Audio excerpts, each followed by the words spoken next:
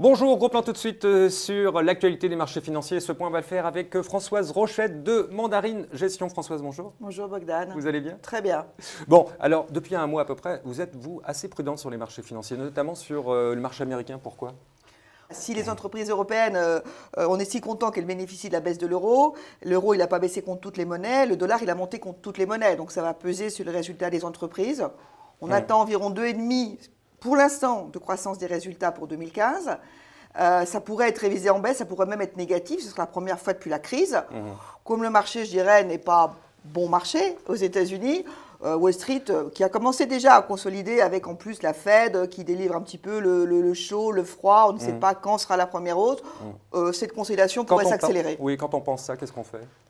On achète des couvertures. Ouais. Alors, quand on le peut sur Wall Street, nous, pour notre fonds multistratégique qui le peut, on a acheté des couvertures sur Wall Street. Puis pour les fonds européens, malgré tout sur l'Europe. Donc, clairement, vous ne jouez plus la hausse. Là, vous pensez que ça va baisser. On joue vraiment une consolidation avec l'Europe qui devrait continuer à surperformer, mais qui ne va pas s'affranchir d'une baisse à Wall Street. D'accord. Quel est votre marché favori aujourd'hui?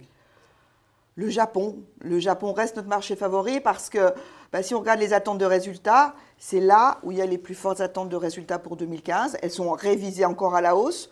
Le marché n'est pas cher, il est valorisé tout à fait correctement. Et puis on a à la fois la Banque du Japon et puis cette forte réallocation des fonds de pension qui ne fait que commencer. Quand on regarde encore les montants massifs qui doivent sortir des obligations japonaises pour aller sur les actions japonaises et puis à l'étranger, c'est massif. Donc ça va être un soutien fort. L'Europe, vous y allez par défaut ou parce que vous y croyez vraiment? On aime l'Europe. Après, on pense qu'on aura peut-être des meilleurs points pour re-rentrer et se renforcer. Donc c'est vraiment, après une très belle performance, si vous un allègement pour reprendre. Si vous aimez l'Europe, vous achetez des obligations grecques, non? Non, d'abord parce que c'est logique, ça serait logique, non? Donc vous n'aimez pas assez l'Europe pour acheter des obligations grecques? D'abord, on n'a pas de portefeuille où on pourrait le faire. Non, mais en tant que gérante? En tant que gérant. Si vous croyez aux actions européennes, vous devriez le faire. Je ne sais pas ce qui peut se passer sur la grecque. C'est votre inquiétude? Je ne vais pas jouer. Ce qui est bizarre, c'est que les marchés actions, le price à zéro quand on va à la hausse et que voilà, disons grec à ce niveau-là, ça price soit un non-remboursement, soit un risque de sortie. Donc on voit bien qu'il y a quelque chose qui ne va pas. Donc c'est aussi une raison de la prudence à court terme, même si je suis convaincue que ça va bien se terminer. Et puis on a le Royaume-Uni qui arrive dans la foulée avec ces fameuses élections au Royaume-Uni. On voit bien. Là aussi, qu'est-ce que vous faites? Vous protégez ou pas? On était relativement vendeurs sur le FTSE depuis un moment. D'une part parce que le marché anglais est très matière première, donc c'est ça qui a pesé.